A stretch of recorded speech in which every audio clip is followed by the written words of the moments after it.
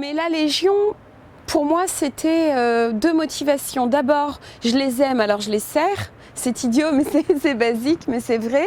Vous savez, j'ai le tatouage, hein, je vous montre. J'ai le seul tatouage que j'ai sur le corps, c'est More Majorum. C'est la devise du 2e rep, et ça veut dire à la manière des anciens. Je vais pas me mettre à faire ma chialeuse tout le temps, là. Je chiale tout le temps, putain. Je vais pas parler de ça, merde. On peut pas passer à autre chose. J'ai envie de guérir, moi. Vous comprenez ça ou pas? Guérir, putain. Comment il a été mis en place avant qu'on parle du... Alors d'abord, j'ai eu le désir d'écrire une histoire sur les blessures psychologiques des soldats, mais d'aujourd'hui. J'avais pas envie de parler de la guerre 39-45 ou plus encore 14-18, tu vois, parce qu'il y a des films sur ces thématiques-là, de ces guerres passées. Moi, je voulais vraiment parler des guerres d'aujourd'hui, des soldats d'aujourd'hui, et plus particulièrement de la Légion étrangère, parce que j'aime la Légion, et parce que je trouvais assez couillu de parler de troubles psychologiques d'un soldat qui soit un légionnaire. Justement parce que c'est un sujet qui parfois est un peu, je dirais pas tabou, parce que la Légion prend tout à fait en compte leurs blessés, tu vois, ça fait même partie de leur code d'honneur du légionnaire, quoi. Tu n'abandonnes ni tes morts ni tes blessés, etc. Il y a une grande solidarité à la Légion étrangère. Mais faire un film, je trouvais ça assez, j'ose dire, courageux. Yann! Kevin! Dans les films que je fais, je crois, après j'ai pas trop le recul pour regarder comme ça l'ensemble, mais l'homme finit toujours par sauver l'homme. C'est-à-dire que dans le dernier film, La beauté du monde, cet homme est enfermé à cause de ses blessures invisibles, ses blessures psychologiques. Il part chercher cette solitude et une régénérescence dans la nature. Il part dans les montagnes enneigées de Savoie, l'immensité, pour se retrouver face à lui-même et essayer de retrouver un équilibre, une sérénité qu'il ne trouve pas là-bas.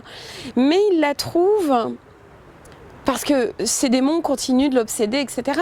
Mais il la trouve lorsque des hommes lui tendent la main, des bûcherons savoyards qui croisent sur sa route. Ça, c'est le début d'un retour vers notre humanité. Et puis après, son capitaine de régiment, ses camarades, la psychiatre, etc. Je me souviens de cette scène où Fanny Ami, qui est la comédienne, a vraiment tout donné, quoi, en se connectant à ses propres blessures pour nourrir le spectateur. Et je me souviens de cette scène où son compagnon lui dit pète les plombs, enfin l'engueule, etc. parce qu'elle parle de leur intimité à une amie et lui il veut pas être jugé, il veut pas être moqué, et d'ailleurs il n'est pas moqué mais il le ressent très très mal. Et elle lui dit en hurlant, en pleurant avec ses tripes, moi aussi j'ai besoin d'aide. Les blessures de son compagnon agissent aussi et créent des blessures en elle. Et désintègre à un moment donné, ou en tout cas met à mal cette famille, avec leur enfant aussi, Maëlle, qui assiste à tout ça, ne comprenant pas bien sûr. Alors, cette blessure devient l'affaire de tous. Et d'ailleurs, Jackie Toto, qui interprète Abraham dans le film, qui est aussi un blessé, qui partagera la chambre avec Roman, dit cette chose qui moi me semble essentielle, et que j'ai voulu vraiment évoquer dans le film. Les soldats qui partent en mission, leurs blessures, les morts, c'est l'affaire de tous. Mais je ne suis pas certaine que les Français en général acceptent de prendre leur part de deuil de ce que c'est que nos soldats qu'on envoie à la guerre, parce que nous élisons des hommes politiques qui décident de guerre pour ou défendre bien sûr des richesses économiques ou instaurer la paix, ou enfin il y a toutes sortes de motifs à la guerre.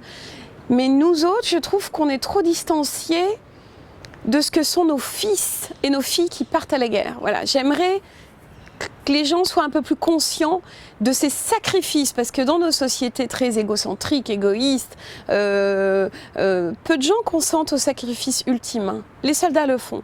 On n'a pas la légitimité d'être blessé. On n'a pas la légitimité à parler alors qu'il y a des gens qui ont perdu une jambe, qui ont perdu un conjoint, Enfin voilà. Cette honte, elle pousse beaucoup de gens Je voulais à absolument, sous terre pour faire un et film à- qui soit à s'enfermer en fait. le sur plus leur vrai histoire. possible. Le Alors c'est problème, étonnant c'est parce que quand je on reste au parle pas, cinéma et ça, pourtant j'ai une approche un petit peu documentaire du cinéma.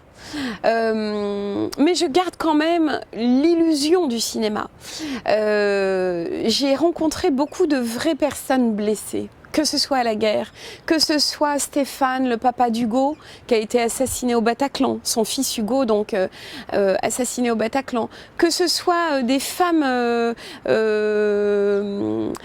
qui ont fait des OPEX de toutes sortes, ou des hommes, des officiers, des caporals-chefs, des caporaux, etc. Eh bien, j'ai voulu donner la parole à ces vraies personnes pour qu'elles nous parlent de leurs vraies blessures. Donc il y avait forcément en préparation beaucoup de dialogues avec eux, d'échanges. Pourquoi je fais ce film ? Pourquoi ça fait écho dans ma propre histoire, peut-être les blessures invisibles ?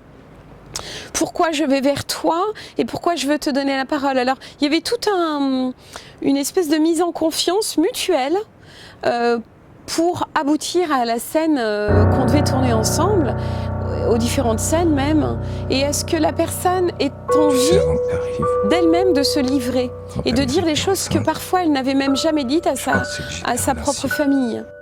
Mais ce qui est beau au cinéma, et c'est pour ça que je continue d'en faire et que je ne fais pas de documentaire pour le moment, c'est que le cinéma est capable d'englober la vérité du documentaire et d'en faire bon usage. Donc le cinéma est capable, moi je le fais souvent dans mes films, à la fois de toucher à la vérité des êtres et à la fois de faire vivre cette vérité dans une illusion qu'est le cinéma. Mais cette illusion du cinéma peut nous porter plus loin encore, parce qu'on est capable de raconter des histoires et de projeter les gens dans d'autres mondes. Hein.